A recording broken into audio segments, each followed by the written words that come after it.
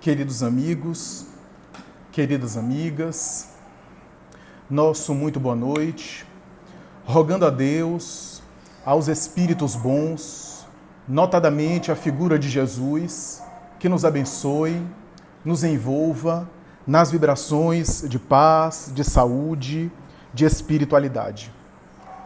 Há alguns dias, e nós divulgamos e publicamos, fizemos uma palestra recentemente sobre um tema muito parecido, tema esse que estava também vinculada a uma passagem do Evangelho.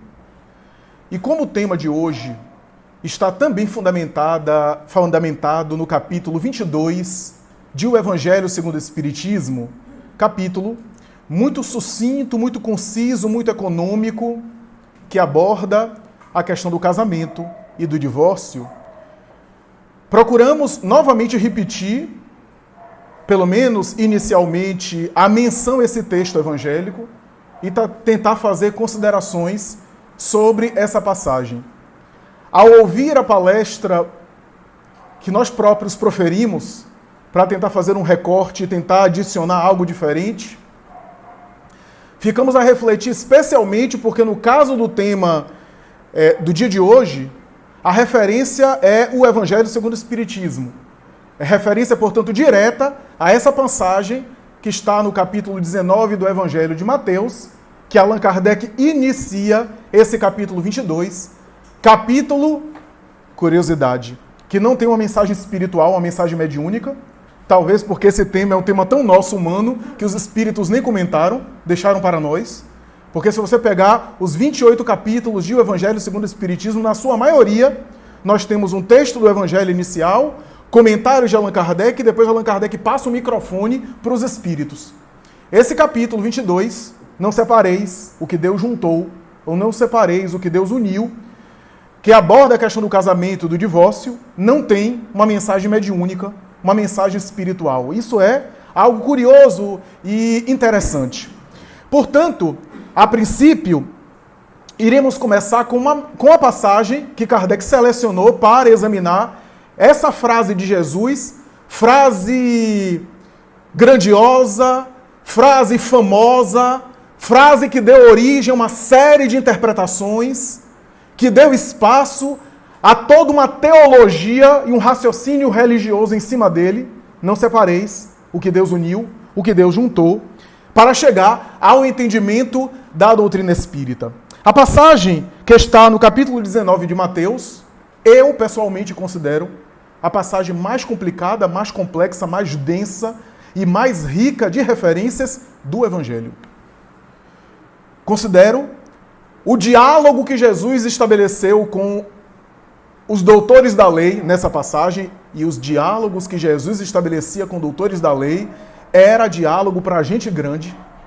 A gente lê no século XXI, no Ocidente, na tradução do português da Bíblia, e não percebe o que estava por detrás daqueles jogos e daquelas provocações que os fariseus faziam a Jesus.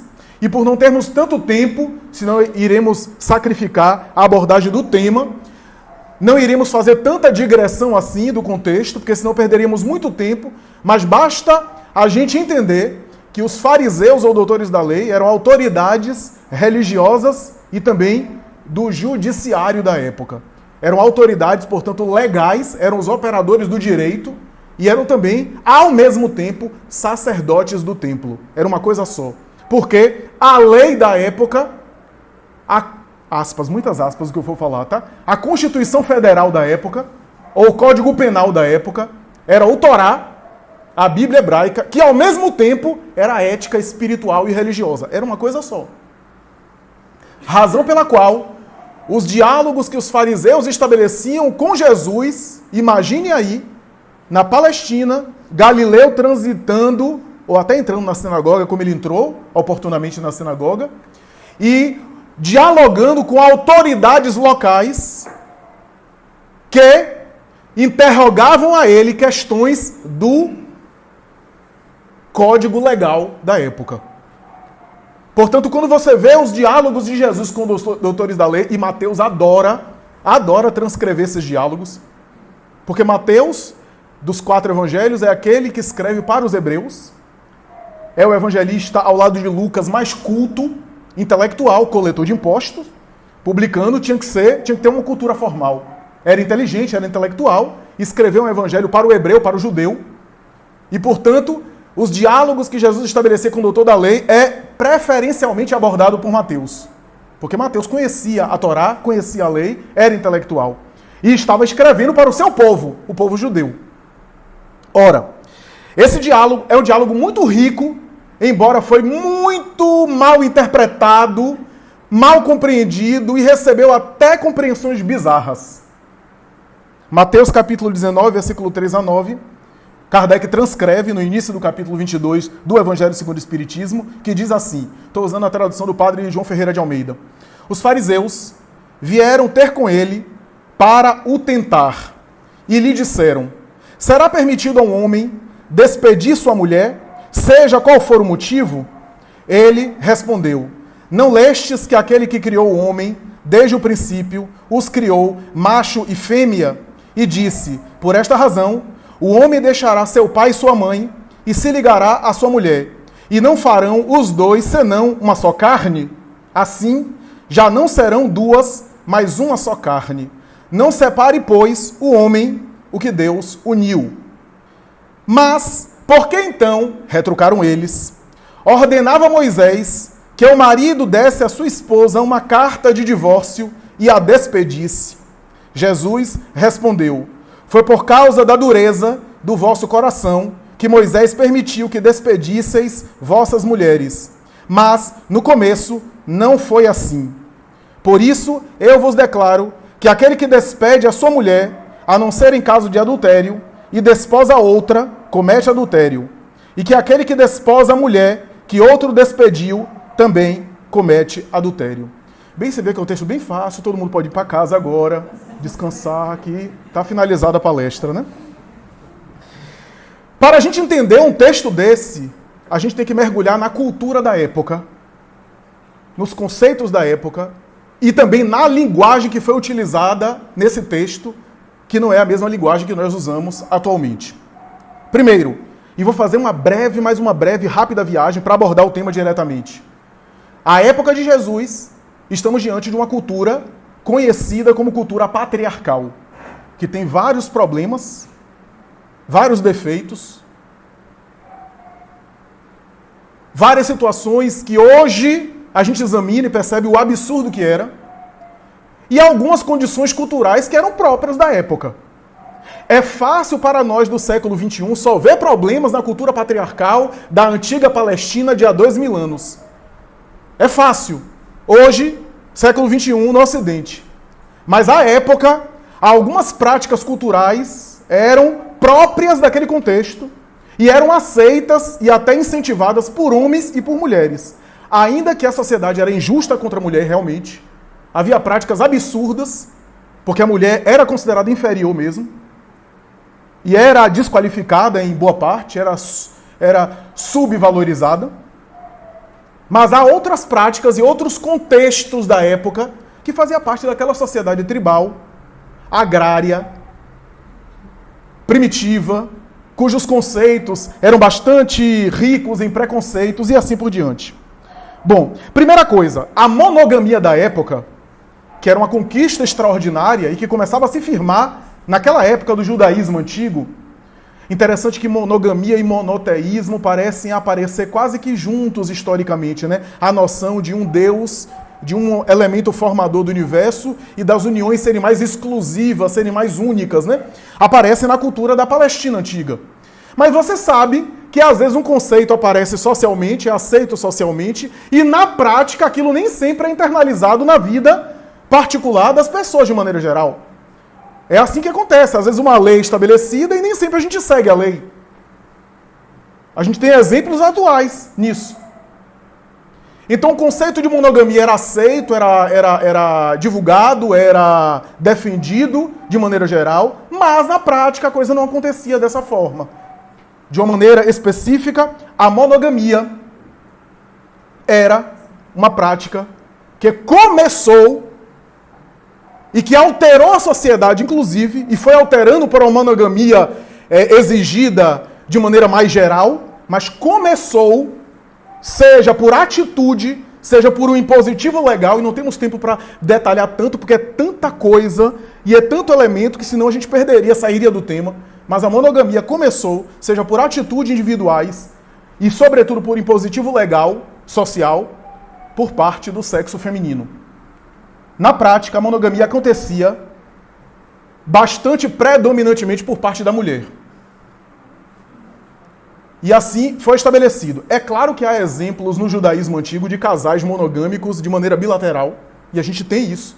A gente tem na própria obra dos Atos dos Apóstolos e Paulo e Estevão, o casal Áquila e Prisca, que é um casal extraordinário. A gente tem o pai de Saulo de Tarso, o futuro apóstolo Paulo, que tinha uma relação exclusiva monogâmica. Temos exemplos. Mas temos outros exemplos que eram aceitos e até estimulados socialmente de homens que tinham relacionamento múltiplos com várias esposas, portanto havia o casamento mesmo com várias esposas. Alguns que eram conhecidos da tradição de Israel. Quem não se recorda de Salomão e o seu harém, com inúmeras mulheres. Quem não se recorda de Abraão, que se deitou com a escrava e teve o filho, Ismael. Isaac, Jacó e grandes patriarcas que assim se estabeleciam. E não era aquilo considerado necessariamente adultério. E aqui, as feministas que estiverem aqui, por favor, não briguem comigo. Eu só estou traduzindo o que acontecia na época. Adultério, na prática, era feminino. Porque o homem, na prática, poderia ter relações múltiplas, estabelecer relações múltiplas, desde que conseguisse sustentar materialmente todas as esposas. E aqui é importante falar, apesar de absurdo de a gente se indignar, mas os recursos materiais estavam concentrados nos homens, porque os trabalhos materiais eram exercidos pelos homens. A mulher não trabalhava, não laborava, genericamente falando, fora de casa. E se você se indignar, eu também me indigno. Mas é necessário compreender também que os trabalhos materiais fora de casa também eram horríveis, matavam os homens, trucidavam homens, e a mulher, de alguma forma, dentro de casa também, de certa forma, era protegida por esses trabalhos bravos. Não tinha trabalho de tecnologia, de inteligência, eram trabalhos rudes e perigosos. De um lado, a mulher era protegida, de outro lado, os recursos materiais, como ficaram concentrados nos indivíduos masculinos, aquilo era também instrumento de poder e utilizado como exploração do sexo feminino, é claro. Esse é um conceito, essa ideia importante para a gente aqui entender. Uma outra coisa, a sociedade da época de Jesus é uma sociedade tribal. Portanto, uma sociedade tribal valorizava muito a genealogia das famílias. Você vê nos evangelhos, os evangelistas fazendo a genealogia de Jesus, até chegar o rei Davi. Porque aquilo era muito valorizado. E aí se explica por que o adultério, por parte do feminino, era proibido e era tão condenável a ponto de apedrejar a mulher, o que é um costume absurdo. Mas por que esse conceito na época? E por que o adultério masculino, ou melhor, as relações múltiplas masculinas nem era considerado adultério? Primeiro, porque o homem a sustentando amparava materialmente, então tinha essa noção, essa compreensão na época. Depois, como era uma sociedade tribal, o nome do pai ou o nome da família era valorizado. Para preservar a genealogia dos sujeitos, era necessário saber quem era o pai. Uma poligamia feminina impediria as pessoas de saberem a origem dos sujeitos por parte paterna. Porque se sabia sempre quem era a mãe. Mas se houvesse uma poliandria, que é a poligamia feminina, não se saberia quem era o pai. Então havia esse conceito que era valorizado por homens e por mulheres. É uma coisa importante. Bom, isso não significa que não haviam absurdos e injustiças absurdas. E aqui eu vou citar a questão do dote. O dote era uma forma, uma espécie de fundo monetário que se deixava guardado para, no caso de uma separação, a mulher ser amparada financeiramente. Porque a mulher, quando separava, isso é, quando se dissolvia o vínculo matrimonial, ela ficava desamparada financeira e materialmente. Essa é uma questão. Os autores divergem se o dote era o pai da noiva que pagava ao marido, ao futuro marido, ao noivo, ficava com o dote, portanto, ele guardava, ficava de posse dele, ou se era ele que, aspas, comprava, pagando aquele dote, ao pai por obtê-la como esposa, só que de um lado ou de outro, a depender dos autores, eles divergem. De um lado ou de outro, o recurso ficava sempre na posse do marido, que em caso de separação, para ampará-la financeiramente, lhe repassava o recurso. Mas é claro que havia exploração em cima disso.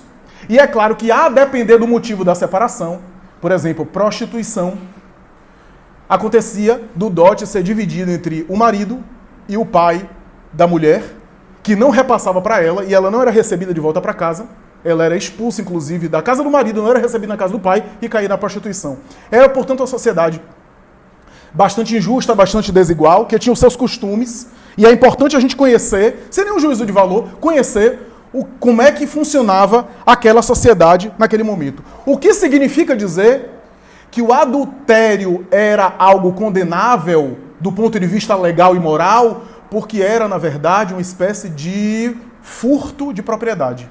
Como a mulher pertencia ao homem, a partir do dote, ela se deitar com outra pessoa seria uma espécie de furto da propriedade dele. Uma espécie de roubo. Então, essa era a ideia, ou uma espécie de agressão ao seu patrimônio.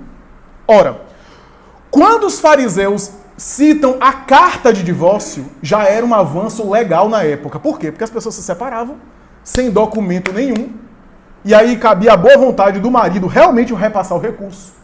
Quando Jesus cita a carta de divórcio aos fariseus também, está citando Deuteronômio, capítulo 24, versículo 1 a 4. Não se irritem, mulheres, é um contexto da época. Mas, apesar disso, já era algo avançado, legal, um avanço jurídico extraordinário. Eu vou explicar por quê. Mas o texto sensibiliza as emoções mais fortes. Deuteronômio, capítulo 24, versículo 1 a 4. Quando o homem tomar uma mulher e se casar com ela, então será que, se não achar graça em seus olhos, por nela encontrar coisa indecente, far-lhe-á uma carta de repúdio e lhe dará na sua mão e a despedirá da sua casa. Se ela, pois, saindo da sua casa, for e se casar com outro homem, e este também a desprezar, e lhe fizer carta de repúdio, e lhe der na sua mão, e a despedir da sua casa, ou se este último homem, que a tomou para si por mulher, vier a morrer, então seu primeiro marido, que a despediu, não poderá tornar a tomá-la, para que seja sua mulher, depois que foi contaminada, pois é a abominação perante o Senhor. Assim, não farás pecar a terra que o Senhor teu Deus te dá por herança. É importante entender esse texto, que está no diálogo de... Eu sei que a coisa está complicando e vai complicar mais. Quem tiver pressão alta pode tomar o remédio de pressão. O dote, portanto, é uma indenização. Já deu para entender isso. Era uma espécie de amparo financeiro. Mas a carta de separação que Moisés estabelece, apesar de absurdo o texto, apesar de sensibilizar, já era um avanço extraordinário. Por quê? Porque era uma forma de escrever publicamente, assumir o compromisso publicamente com a sociedade, de repassar o dote, de separar. Por quê? Porque as pessoas se separavam na calada da noite, às escondidas, e às vezes sem compromisso nenhum. E o último parágrafo do versículo fala dessa coisa de o outro tomou e agora o primeiro marido não pode tomar, para não ter flashback. Todo mundo entendeu, né? Porque é o que acontece. Aí dava uma saudade, aí quer voltar. Moisés está tentando moralizar as relações que na época não devia ser brincadeira. Estava querendo dizer o seguinte: você quer separar dela? Escreve a carta, assume com a sociedade a separação, assume com as pessoas, repassa o recurso financeiro e não tem volta não. Essa era a ideia. Estou traduzindo para o português do Brasil do século XXI. Mas é essa a ideia aqui. Então, apesar de haver costumes absurdos, já era um avanço. Os fariseus, portanto, citam essa carta, esse escrito de separação. Ora, quando Jesus dialoga com os fariseus naquele momento, os fariseus propõem uma armadilha e Jesus dialoga no nível de mestre. É coisa para gente grande. A quantidade de citação do Antigo Testamento é extraordinária. Extraordinária. Porque estamos diante de mestres da lei e os fariseus estavam propondo uma questão em cima da lei. Quem lê esse texto do capítulo 19 de Mateus costuma dizer que é sobre divórcio, se é ou não é para separar. Não é essa a questão. As pessoas já se separavam normalmente. Já havia o divórcio na época. O texto não era sobre se podia ou não podia separar, porque a separação já era difundida. Não era essa a questão. Era por qual motivo se deve separar.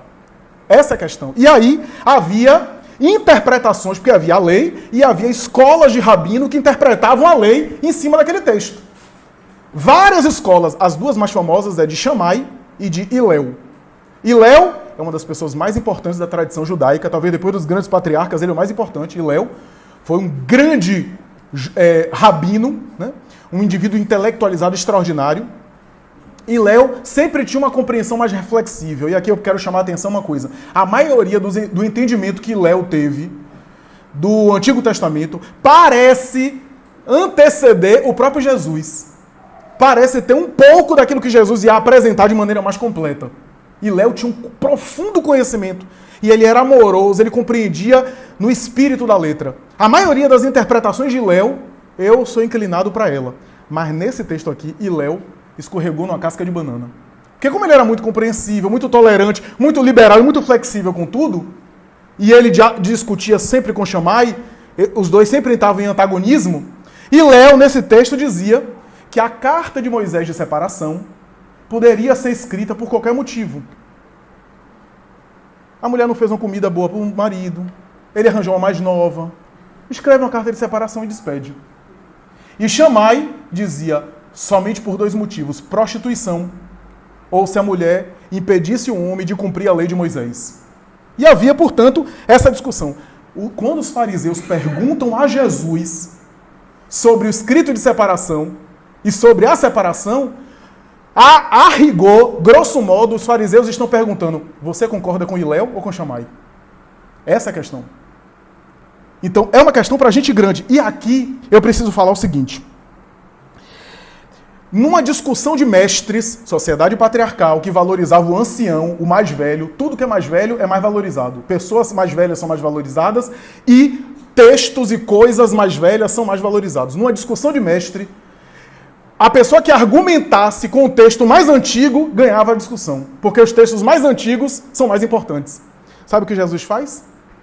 Na primeira frase de Jesus, ele cita 2 versículos do texto mais antigo de todos. Gênesis, de Moisés. Gênesis capítulo 1, versículo 27. E Deus criou o homem, à sua imagem, a imagem de Deus o criou, homem e mulher os criou, macho e fêmea. Gênesis capítulo 2, versículo 24. Portanto, deixará o homem o seu pai e a sua mãe, e apegar-se-á à sua mulher, e serão ambos uma só carne. Então, quando ele dialoga com os fariseus devem ter ficado embaraçados, porque ele citou 2 versículos dos mais antigos. E aí, pergunta sobre a carta de separação, e Jesus diz: no princípio não foi assim. Por que no princípio não foi assim? Porque no princípio não tinha a carta de separação. Antes não tinha. Moisés já estabeleceu o porquê, para tentar legalizar, regular. Por quê? Porque o nosso amor não precisaria de leis.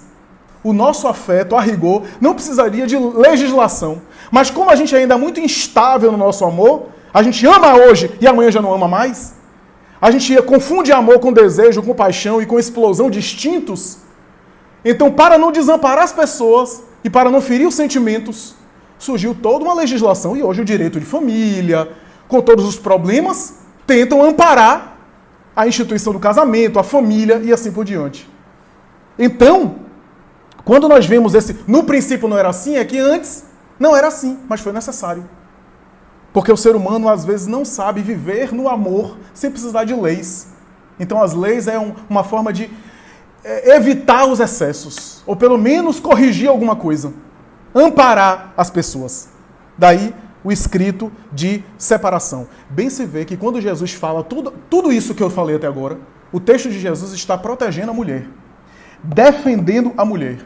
E aí eu vou explicar por quê. Jesus sabia que seria perda de tempo e seria gastar energia desviando do seu foco, que era passar sua mensagem de amor e de renovação, brigando contra os preconceitos culturais da época. Porque ele sabia que esses preconceitos tendem a desaparecer com o tempo. É claro que ele não concordava com aquela cultura. Mas ele não iria ficar perdendo tempo, porque é a melhor forma de atrasar o próprio progresso. O que é que ele fez? Ele se restringiu à mensagem que deu.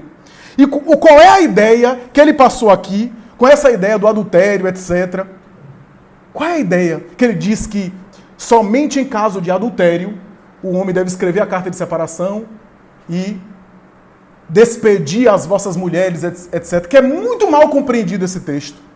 É adultério ou é prostituição? A prostituição foi o outro item que eu comentei, né? Que é em relação ao Iléu, né? Iléu e Shammai. Mas o texto de Jesus fala sobre adultério. Por que razão? Primeiro que a palavra adultério tinha uma significação muito ampla, uma gama de muita amplitude de definições e de conceitos na época. Mas o que é que Jesus quis dizer com essa expressão no final do seu texto? Que parece estranha.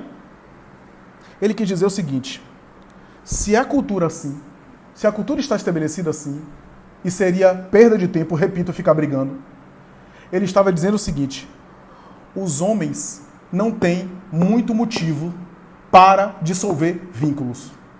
Porque mesmo que ele se desinteresse por uma esposa, como a legislação permite, ele pode desposar outra ao mesmo tempo sem desamparar essa. E como existe essa prática legal, não há motivo para os homens escrever carta de separação e dispensar as mulheres, porque ela, como é hipossuficiente, vai ficar desamparada financeiramente, vai cair na miséria ou realmente vai para a prostituição para sobreviver. A não ser em caso de adultério. E aqui eu vou falar por que Jesus falou isso. Se o adultério era feminino, lembra que eu falei? O adultério exclusivamente era feminino. Numa sociedade daquela época, rigorosa, uma mulher que estivesse casada, se envolvesse com outro homem, o que é que isso significa? Sentimento de amor verdadeiro. Nesse caso, essa mulher estava vinculada afetivamente para outra pessoa. E nesse caso, adultério feminino, aspas, nesse caso, o marido deveria escrever uma carta para liberá-la a fim de ela viver o amor verdadeiro com o outro. Para que o outro pudesse ampará-la. O que Jesus quis dizer era isso. Porque não há outro motivo, numa sociedade desigual entre homens e mulheres, os homens desampararem as mulheres, já que a poligamia masculina era incentivada, era estimulada. Então, a ideia de adultério aqui, você tem que compreender que não tem os mesmos sentidos atuais. A ideia é o quê? Aliás, até atualmente, não é só naquela época não, até atualmente, de maneira geral, falando genericamente, eu conheço mulheres, mas são exceções, e as exceções confirmam a regra. Há uma parcela pequena, e sem nenhum juízo de valor aqui, é temperamento, a questão de temperamento e de funcionamento. Há uma parcela pequena de mulheres que funcionam bem e lidam bem com sexo fortuito e casual. Mas é uma parcela pequena. Se você fizer qualquer enquete populacional, você vai ver que é uma percentagem pequena da maioria das mulheres. Algumas que eu conheço que tentam, eu tenho amigas que tentaram, vão viver uma vida de sexo casual como homens. Aspas. E eu não vou entrar aqui no mérito das razões culturais, etc., porque senão a gente vai fazer um seminário, um workshop, um congresso para explicar isso. Porque há inúmeros motivos para isso acontecer. E há várias teorias sobre isso. Mas eu só estou pegando o fato. O fato é que as mulheres não lidam bem com sexo casual. Há algumas, poucas, mas as exceções confirmam a regra. E eu ouço relatos, eu até tentei um tempo e me desorganizei. Porque não tenho condição de alguém me procurar, a gente tem uma vida sexual, me permita a expressão mais popular, a gente transa, vai para um motel, depois ele desaparece e me procura daqui a 3 meses no WhatsApp. Para querer outra relação íntima. Eu não consigo funcionar bem com isso. Eu ouço relatos assim. Sexo casual não é necessariamente saudável nem para homens nem para mulheres. Mas a gente vê essa diferença de temperamento. Ora, se para hoje, que é possível, que as mulheres podem viver uma vida sexual simultânea e múltipla, se para hoje não há uma punição legal para isso, uma punição estabelecida conforme nos moldes da época de Jesus, ainda assim, de maneira geral, as mulheres não funcionam bem assim. Imagina aquela época. O que eu quero dizer é que de maneira geral, alguém se envolver sexualmente com outrem, genericamente falando do sexo feminino, e na época mais ainda, não era só sexo casual, não era só relação fortuita, tinha algum sentimento, tinha algum envolvimento e alguma necessidade de prolongar um vínculo. Essa é a ideia. Então, o adultério, o envolvimento, de uma mulher se deitar com outro numa sociedade da época é porque a mulher estava gostando de outro. Nesse sentido, cabia ao homem liberá-la. E não... Porque ao escrever uma carta de separação e liberá-la, Jesus está anulando o apedrejamento. Está indo contra o apedrejamento feminino, que era legalizado, inclusive, o adultério feminino. Liberá-la porque, por amor, ela gosta de outra pessoa. Essa era a ideia, e esse texto é muito mal compreendido. E aí a gente vai no nosso tema. Não separeis o que Deus uniu. De todas as colocações desse diálogo, a colocação que é original, que não é citação do texto bíblico antigo, é essa frase de Jesus. Essa frase você não encontra no Velho Testamento. É uma frase original de Jesus. Não separeis o que Deus uniu. E o que é que aconteceu com essa frase de Jesus ao longo da história? Foi entendida de maneira muito errada. Se criou uma teologia, uma liturgia religiosa, a ideia de que o que Deus une, o homem não separa. Casa na igreja, faz o casamento religioso e não pode separar, porque Deus uniu. Ou seja, a união de Deus era o casamento dentro da instituição religiosa. Porque o casamento diante dos olhos de Deus. Deus habita a igreja, então Deus está ali. Porque fora da igreja Deus não está, não. Então, a pessoa se casa na igreja, se casa diante de Deus, não pode mais separar. Até que a morte separe, um mata o outro para separar. Veja o erro de interpretação e de compreensão. Séculos assim. A instituição do casamento indissolúvel. E aí a gente vê realezas ao longo da história se casando assim. Filhos que se conheciam, porque os casamentos eram arranjados pelos pais, na hora da lua de mel, que deveria ser frustrante. Filhos de reis, rainhas, pessoas famosas na história, que foram casados para unir território, para apaziguar coroas, para levantar uma bandeira de paz entre nações que estavam em guerra, casava filho de um com filho de outro. Quantas vezes isso aconteceu? Em Espanha, em Portugal, na Inglaterra. Quantas coroas da nobreza ao longo da história? Quantos vínculos infelizes, porque não era do sentimento, eram interesses materiais, de ambição patrimonial. E, é claro, as decepções, os ressentimentos, os cônjuges estranhos uns aos outros, porque não tinham vínculos, não tinham afinidade, e eram obrigados a ficar num casamento muitas vezes fingido, num casamento muitas vezes sem o sentimento verdadeiro. Ora, esse conceito passou ao longo dos séculos sempre mal entendido e mal interpretado. Coube à doutrina espírita, 18 séculos depois, examinar essa questão. Dizer que somos espíritos imortais e que há algumas passagens do Evangelho que não podem ser compreendidas sem a chave que o Espiritismo dá. Qual é a chave? Primeiro, a chave da imortalidade da alma. Jesus não falava a corpos, mas falava a espíritos. Essa é a ideia. E depois, os princípios fundamentais do Espiritismo, reencarnação, evolução espiritual, que Jesus não podia explicar detalhadamente, porque nem tinha linguagem, nem havia compreensão, conhecimento, entendimento específico na época. O objetivo da vida humana, dizem os espíritos de Allan Kardec, é o aperfeiçoamento do sujeito. É o melhoramento da criatura. E a criatura melhora intelectualmente e moralmente. Estou usando a expressão de Allan Kardec. Emmanuel vai dizer mais tarde, evolui pelo amor e pela sabedoria. Isso é, evolui intelectualmente o discernimento, o pensamento, o raciocínio, e evolui moralmente, emocionalmente. O progresso intelectual, ou o desenvolvimento intelectual, você pode fazer até sozinho. Até com você mesmo no computador. Hoje você tem condição, você tem recurso, você tem conhecimento acessível, você tem fonte, livro, você consegue inclusive desenvolver sabedoria no autodidatismo. Mas o outro aspecto da evolução do espírito, que é o progresso moral, você não consegue fazer sozinho. A evolução moral, você só consegue com o outro. Portanto, parte da evolução você consegue sozinho. E a outra parte você precisa para o outro. Emmanuel vai escrever, o outro é a minha escada que me conduz a Deus. Olha que bonito. Bonito e profundo. O outro é a minha escada que conduz a Deus. Ora bem, o Espiritismo vem dizer que os relacionamentos são os instrumentos do progresso moral.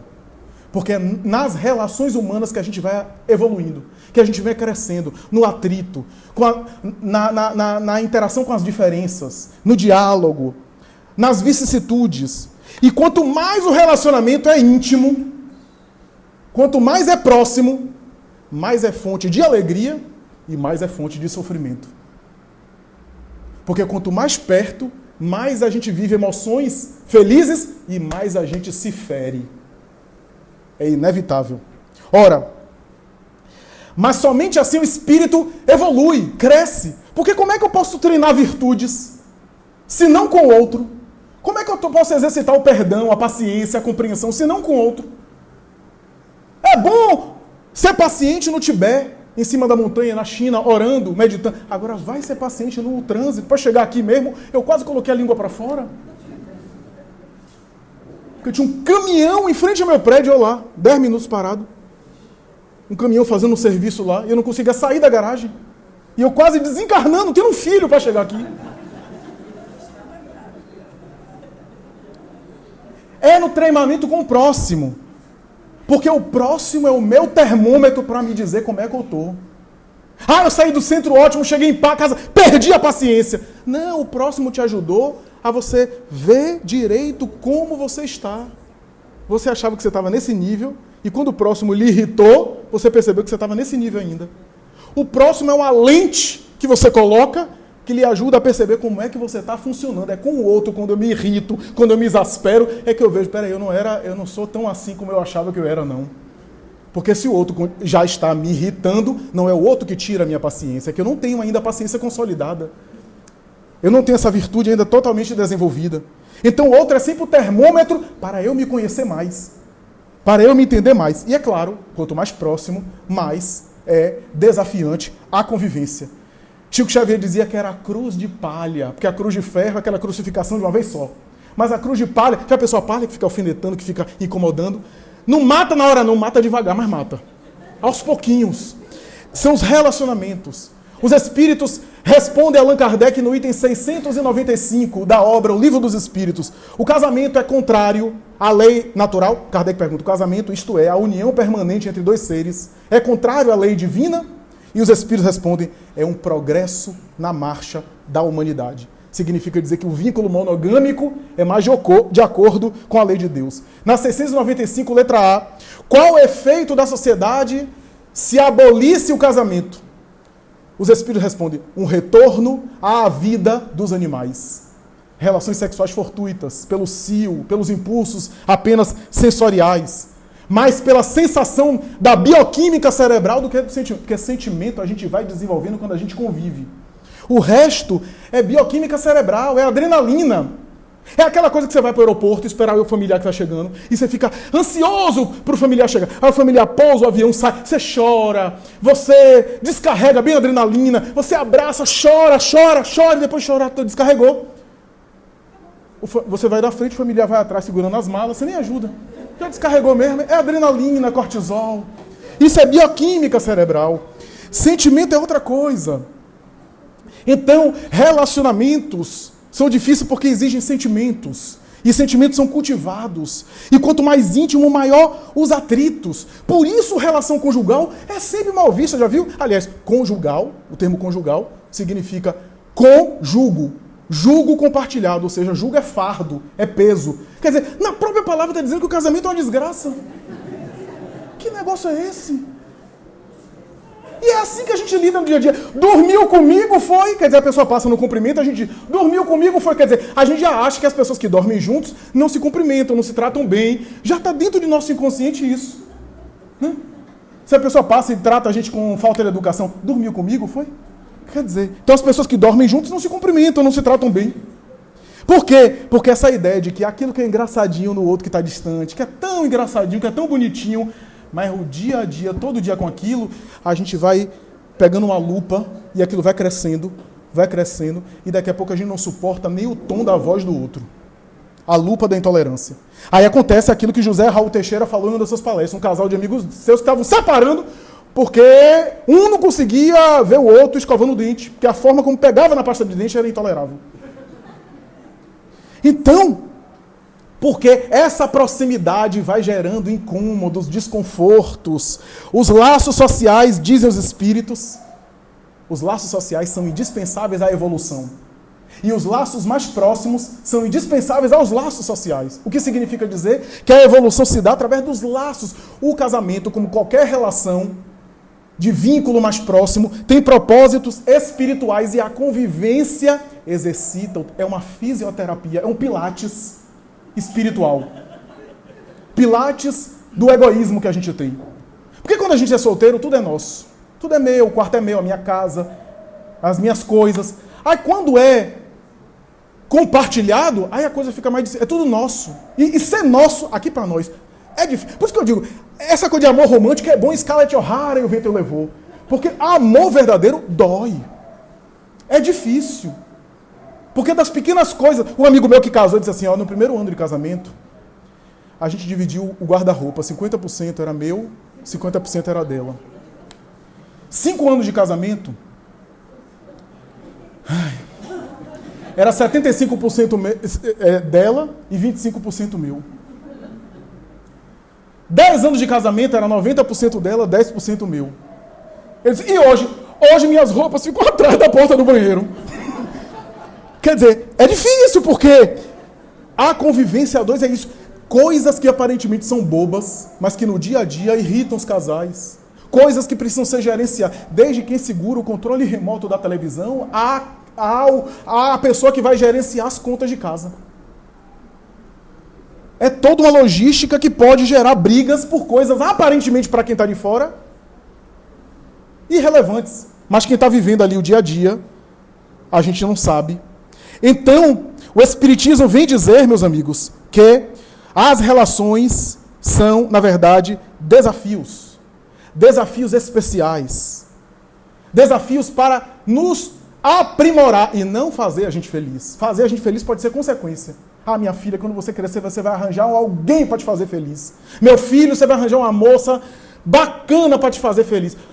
Não diga isso, porque ninguém faz o outro feliz. Principalmente se a pessoa for atormentada de mal com a vida, deixa ela lá. É bom que ela não perturbe os outros. Porque quem está infeliz vai levar a sua infelicidade e vai transferir para o outro para que o outro faça ela feliz, já que ela não consegue ser feliz consigo mesmo.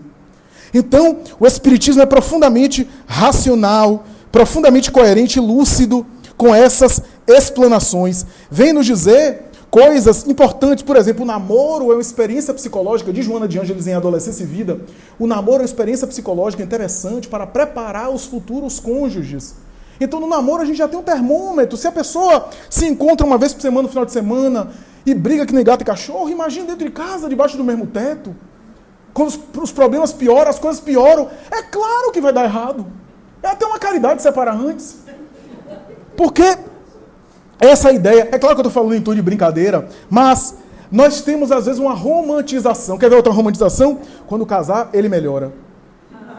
Ele bebe até cair no chão, quando casar, eu dou um jeito nele.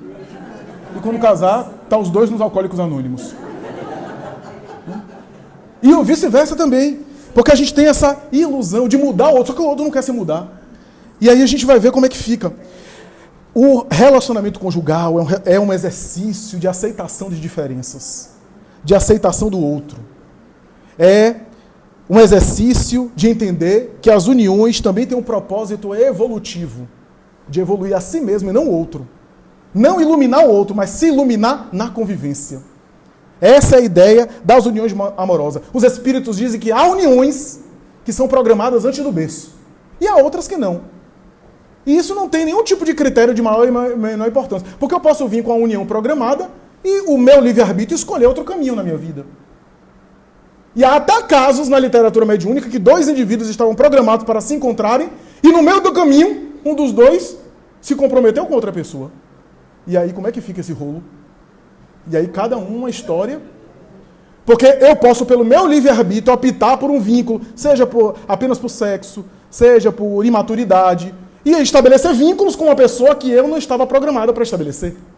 E aquela outra pessoa chegar a mim em um momento, quando eu já estou com um vínculo com essa. E aí, claro que cada um vai ter a sua decisão, vai escolher de alguma forma, vai ter as suas opções nessa área.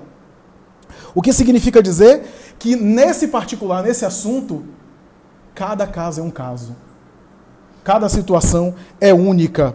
E que as uniões que são programadas antes do berço têm objetivos, no entanto, de continuar dando desenvolvimento a alguma coisa que ficou interrompida, alguma coisa que ficou parada. Porque o amor na visão da reencarnação se amplia a ponto de eu mudar de papéis.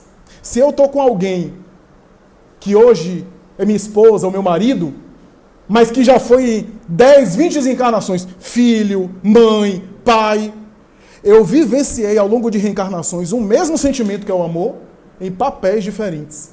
O sentimento é o mesmo, mas o papel faz com que eu expresse o amor, porque o amor que se expressa na relação conjugal é diferente do amor numa relação filial, por exemplo. A forma de expressar o amor, o sentimento é outro. Então, aquela alma vinculada a mim, que vivenciou vários papéis comigo em termos de sentimento, tem um sentimento muito profundo. Então a reencarnação fortalece isso. E o divórcio? Allan Kardec vai dizer que o divórcio, capítulo 22 de O Evangelho segundo o Espiritismo, o divórcio é uma lei humana, é uma medida humana para separar aquilo que internamente já está separado. Não é contrário à lei de Deus, mas vem regularizar, inclusive, casos de uniões infelizes. Como eu falei aqui, você tem um monte de uniões que era apenas por interesse material. O divórcio, portanto, não é contrário à lei de Deus. No entanto, o que os espíritos dizem, e Emmanuel tem uma mensagem belíssima sobre o assunto na obra Vida e Sexo, que a rigor, como nenhum vínculo amoroso ocorre ao acaso, e quando eu falo ao acaso, não quer dizer que tudo está programado antes de nascer, não. Alguém que teve 4 casamentos, estava programado de ter 4 esposas? Não. Mas, a rigor, diz Emmanuel, que as separações não devem ser facilitadas. Ele coloca dessa forma em Vida e Sexo. O que é que isso quer dizer? Por imaturidade, por uma irreflexão, por impulso, pela primeira dificuldade, por uma crise que às vezes passa. Aí a pessoa opta já por separar, opta já por abandonar o barco. Os cristãos, de maneira geral, e os espíritas em particular, devemos tentar, devemos insistir, devemos levar adiante, até a medida das forças de cada um. Por isso que ninguém pode dizer ao outro até onde o outro vai. Só o outro que pode dizer até onde ele vai. E quando chegar nesse momento, é melhor separar do que suceder uma coisa pior. Diz Emmanuel na obra Vida e Sexo, no mesmo capítulo, sobre divórcio. Ideal seria que as nossas separações fossem amigáveis e consensuais. Porque isso gera uma relação de amor. O amor continua. Às vezes o casal se separa e o amor continua. Só que o amor continua de uma outra forma. Se expressa agora na forma de amizade, de respeito, de estima. E se aquele vínculo é necessário continuar, continua. Quem nunca viu casais que se separam e dizem, eu pensei em separar, que ia me livrar do sujeito. E mais do que nunca continuo me relacionando com ele. Seja porque tem filho, seja porque tem alguma coisa, algum compromisso conjunto. Porque às vezes tem raízes espirituais anteriores que mantêm, às vezes, a necessidade de se relacionar. O que é que a gente vai fazer dessas relações é o livre-arbítrio de agora. São as opções que a gente faz. O Espírito Emmanuel chega a dizer que em alguns casos, de maneira geral, a opção por separação funciona como uma amputação. Olha a figura que Emmanuel fantástica coloca. Amputação. Ou seja, imagine alguém que está doente, que tem um braço que começa a necrosar, para impedir que aquela gangrena ou aquela infecção tome conta do corpo todo e mate o indivíduo, amputa o braço. O divórcio funciona em alguns casos como uma amputação, quando é justo, para evitar uma coisa pior. Onde é doloroso, porque nenhuma separação é agradável, é confortável, a não ser que sejam aqueles casamentos da mídia, né? Para aparecer na mídia, aí demora um pouquinho e depois separa para voltar a aparecer na mídia. Mas, de maneira geral, ninguém separa assim agradavelmente, confortavelmente. Sempre tem algo de doloroso, né? Tem algo de difícil. Então, funciona como uma amputação, cujas consequências variam de pessoa para pessoa. Algumas, a depender de ser dolorosas, é uma espécie de adiamento de um débito que vem com juros mais tarde. Outras, uma regularização, cujo vínculo continua, de afetividade e de respeito, e que prossegue em outras experiências, não necessariamente como marido e mulher. Então, tudo isso tem a ver, portanto, com a visão que os espíritos dizem a respeito da vivência do casamento. Joana de Ângeles chega a dizer o seguinte: pensa muito antes de casar. Pensa muito. E pensa mais ainda depois para separar. Por quê? Porque eu estabeleço vínculo com alguém e, a depender do que eu faça com essa pessoa depois, pode gerar consequências na vida dessa pessoa, ou seja, eu ferir essa pessoa, e pode gerar um débito para mim que eu vou ter que regularizar mais cedo ou mais tarde. A depender do caso. É o Pequeno Príncipe, tu és responsável por tudo aquilo que cativas. Então, essa é a ideia. O cuidado com o outro, o que não significa que não se possa separar de maneira amigável, de maneira consensual. Não é o caso.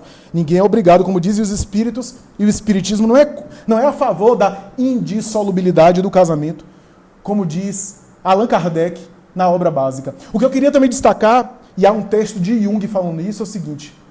Quando Joana fala que pensa muito antes de casar, eu me lembrei desse texto de Jung. Jung costuma dizer que há pessoas que psicologicamente não têm temperamento para o casamento. Não tem temperamento. Para não se comprometer mais espiritualmente, é melhor não casar. Para não se enrolar mais. Porque o que eu faço outro, depois eu vou ter que recolher. No livro Há 2000 anos, obra do Espírito Emmanuel, tem uma passagem que uma das personagens chamada Fúvia leva sua filha Aurélia. Aurélia era apaixonada por um senhor romano que era vinculado a Flávia Lentúlia, que era filha do autor da obra e o personagem principal da obra, o senador romano Públio Lentulus. Ela leva a filha a Araxes, um médium egípcio da época, um médium verdadeiro, embora corrupto, ambicioso e profundamente corrompido, pagava e recebia pela mediunidade para, na sua clarividência, ajudar os seus clientes, mas era um médium verdadeiro. Ela vai até esse médium, Araxes, porque queria, veja que essa coisa é antiga, não é só de agora, eu quero aquele homem para mim, eu quero aquela mulher para mim. Foi. Araxes entrou em transe, Emmanuel descreve na sua beleza, né? Entrou em transe, na sua clarividência ele viu tudo.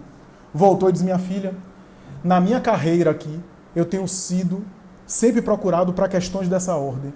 E sempre estimulei os meus clientes a irem adiante e a fazerem tudo aquilo que quiserem, e eu ajudaria espiritualmente. Mas no seu caso eu não posso fazer. Eu vejo você desde a Grécia Antiga seduzindo esse homem e caindo dolorosamente. Passou pela Alexandria, Babilônia, várias civilizações. Algumas vezes você seduziu ele e conseguiu ter ele para você. Mas nessa situação de agora eu não posso interferir. Porque essa mulher que você quer se interpor diante dela, era Chico Xavier, reencarnado, Flávia Lentúlia, casado com Plínio Severus, que era objeto da paixão de Aurélia. Essa mulher que você quer tanto se interpor, tem um compromisso espiritual com ele. E eu lhe digo, se você tentar apelá-lo e apelar para os sentimentos em relação a ele, ele vai corresponder aos seus sentimentos, porque ele não é indiferente aos seus apelos. Mas o seu final pode ser trágico. Sua vida vai ser dolorosa e você vai cair em desgraça total. E realmente, eu não vou contar, mas realmente, no final, a coisa fica difícil, fica complicado. Ora, nós temos, portanto, essas informações do mundo espiritual. Mas aí eu volto para concluir, não separeis o que Deus uniu. O que é que isso quer dizer? Kardec certeiro vai dizer, no casamento existem duas leis divinas. Duas leis divinas. Uma lei divina material e uma lei divina moral. A lei divina material, a união dos sexos. Estou citando literalmente como Kardec escreve. A união dos sexos.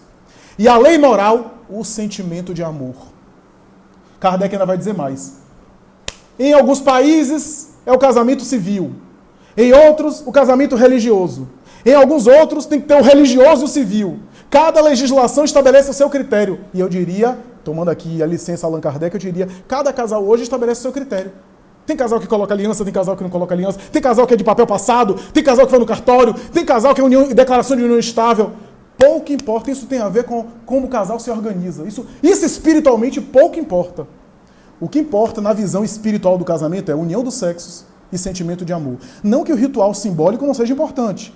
O ritual simbólico é uma forma de assumir publicamente e de assumir um para o outro o que é que a gente é. Me permitam dizer que na minha experiência profissional, às vezes eu atendo casais que estão há 20 anos, eu pergunto, o que é que vocês são? Aí um diz assim, não, a gente está casado, o outro não, a gente está morando junto, a gente está ficando. Então esse ritual é uma forma de dizer um para o outro o que é que a gente é, para não ter decepção, não ter mágoa, para a gente saber o que é que a gente é. Essa é a ideia. Mas do ponto de vista espiritual, o que importa é a união do sexo e o sentimento de amor. E aí você entende, não separeis o que Deus uniu. Que não tem nada a ver com casamento na igreja, não tem nada a ver com liturgia religiosa, não tem nada a ver com isso. Não separeis o que Deus uniu é o seguinte. Deus é amor, não é? Diz o Evangelho de João. O Evangelho de João diz que Deus é amor. Então, se Deus é amor e Deus une, o amor une. O que é divino é o amor. O que é de ordem sagrada e espiritual é o amor. Portanto, o que o amor une, as circunstâncias materiais do mundo não separem. Essa é a fala de Jesus que não foi entendida. O que é de ordem divina é o amor. O que o amor unir, que o mundo material não separe. Essa é a ideia. Não tem nada a ver com casamento religioso. Essas coisas que foram inventadas. Ora bem, meus amigos, tudo isso para dizer que, independente se você casou ou não casou, separou, está querendo separar, está querendo casar. Hoje o sonho é separar. No passado o sonho era casar. Cada época tem o seu sonho. Mas pouco importa. O que importa é o que é que você faz com o outro que passa por você. Como você lida com o outro que passa por você. Para concluir meu comentário, me permitam dizer, na obra No Mundo de Chico Xavier, uma obra de Dr. Elias Barbosa, que foi uma entrevista notável com Chico Xavier, várias perguntas. Elias Barbosa pergunta a Chico Xavier o seguinte: Chico, em que área o Espírito Emmanuel foi mais austero, mais rigoroso e mais cobrava de você, chamando-lhe a atenção? E Chico respondeu: no trato com o meu próximo. Quando eu tratava mal o próximo, quando eu aumentava o tom de voz, quando eu reagia de maneira áspera com alguém, à noite antes de dormir, ele aparecia a mim e sempre me lembrava para corrigir os equívocos e me lembrava das faltas que eu havia cometido para eu não cometer mais. No trato com o próximo. O que significa dizer, meus amigos, que a essência do progresso moral nas relações, conjugais ou não, é a forma como eu trato o próximo. É nos pequenos detalhes, nas pequenas coisas, nas pequenas irritações ou nos pequenos sacrifícios é que eu evoluo. Quem cede é quem cresce. Quem renuncia, abdica, é quem evolui. Quem dá é quem tem. Essa é a ideia da contabilidade divina, do investimento espiritual. É no trato com o próximo. E aí, meus amigos, eu me lembrei uma coisa importante. Para encerrar de vez. Uma coisa muito importante. Todos os missionários que vieram à Terra, todos eles ensinaram uma coisa importante. Todos eles tinham aspectos importantes para falar das verdades espirituais. Platão falava da interiorização e da educação moral, repetindo Sócrates. Buda explicou a lei de causa e efeito e a razão do sofrimento. Krishna falou da reencarnação. Os avatares egípcios e os sábios chineses, como Lao Tse, Confúcio, Zoroastro e tantos outros, falavam dos fluidos, da interiorização, da meditação, do asserenar a mente. Mas quando Jesus decidiu mergulhar a terra, ele escolheu a tarefa mais difícil de ensinar, que é como lidar com o próximo. Jesus tomou para si a tarefa de como lidar, porque ensinar reencarnação, ensinar mediunidade, pode ficar restrito ao discurso teórico. Mas ensinar como eu lido com o meu próximo, era necessário viver. E por isso a tarefa mais importante é como eu lido com o próximo. A mesa doutrinária, a organização aqui, o ventinho maravilhoso, esse calor espiritual, tudo isso é muito bom. Mas a gente pode ficar só aqui preocupando com isso e tratando mal os outros, destratando os outros e não penetrando na essência dos ensinamentos, portanto, espirituais, dos ensinamentos cristãos. Muito obrigado, muita paz.